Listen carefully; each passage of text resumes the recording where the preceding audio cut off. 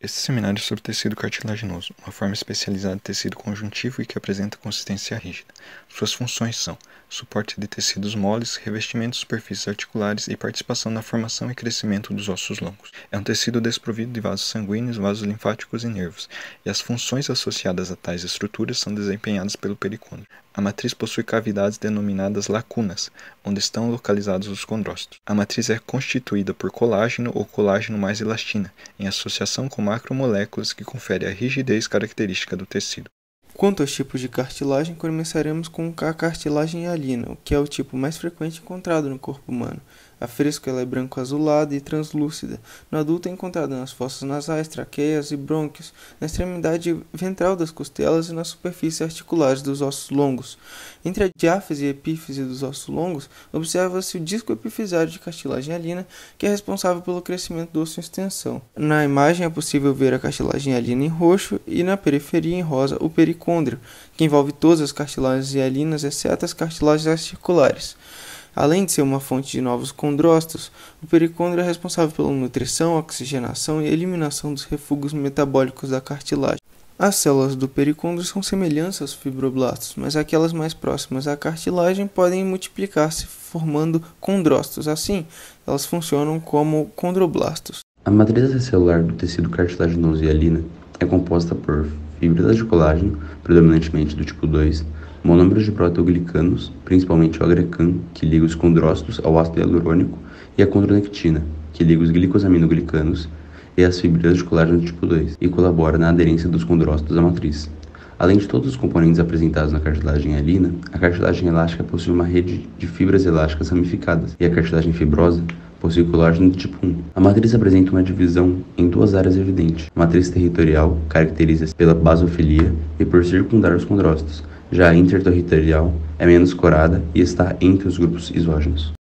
Em relação aos tipos de célula do tecido cartilaginoso e suas características. O pericôndrio, na sua camada fibrosa, que é mais externa, apresenta fibroblastos, e a camada condrogênica, que é mais interna, apresenta, além de fibroblastos, células condrogênicas. Já a matriz cartilaginosa apresenta condroblastos ou condrócitos imaturos, condrócitos e grupos exógenos. Condroblastos são células jovens, têm um formato mais arredondado, fazem fronteira entre o pericôndrio e a matriz, produzem ativamente a matriz e apresentam uma maquinaria celular bem desenvolvida. Os condrócitos são células maduras, estão isoladas na matriz, ela tem um formato mais arredondado, são responsáveis pela secreção de metaloproteínas que degradam a matriz e também fazem a manutenção da matriz. É comum que na imagem desse tecido o condrócito apresente lacuna, que é um espaço em branco. Esse espaço em branco é um artefato de técnica que acontece devido à retração do citoplasma durante a preparação do tecido. O grupo isógeno é um conjunto de até 8 condrócitos. Esse grupamento acontece quando um condrócito vai se dividindo por mitose. Aí cada condrócito novo vai produzindo matriz, vai se isolando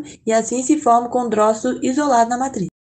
O tecido cartilaginoso apresenta dois tipos de crescimento. O crescimento aposicional, representado pela seta laranja, que ocorre na superfície da cartilagem, a partir da camada interna do pericôndrio, e o crescimento intersticial, representado pelo círculo verde, que ocorre na parte de dentro da cartilagem e é possível porque os condrócitos não perdem a capacidade de mitose. A regeneração do tecido é limitada, uma vez que ele é avascular. A cartilagem hialina ainda pode sofrer o processo de calcificação, no qual cristais de fosfato de cálcio são inseridos na matriz cartilaginosa. E isso é importante para a ossificação endocondral e ocorre também no processo de envelhecimento. A cartilagem elástica é um tipo de cartilagem que possui matriz rica em fibras elásticas. Na lâmina, essas fibras elásticas são essas linhas mais escuras. Ela serve de suporte flexível para tecidos moles, é nutrida pelo pericôndrio e seus condrócitos, além de serem maiores e mais organizados, estão dispostos em grupos axiais, que são grupos de duas células. E um exemplo de cartilagem elástica é a epiglote. Já a cartilagem fibrosa é constituída de tecido conjuntivo denso e cartilagem hialina. Ela oferece resistência e auxilia no amortecimento de choques, e ao contrário da maioria das cartilagens, ela é nutrida por vasos sanguíneos do próprio tecido conjuntivo denso.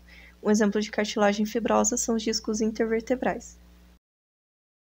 Os condrosarcomas são tumores malignos de crescimento lento. Eles são caracterizados pela secreção de matriz cartilaginosa. Geralmente, os condrosarcomas acometem homens com mais de 45 anos de idade. Sua localização se dá principalmente no esqueleto axial ou na metáfise dos ossos longos, como o húmero e o fêmur aqui representados. Os condrosarcomas são classificados em 3 graus, sendo o primeiro grau o menos grave e o grau 3 o mais danoso.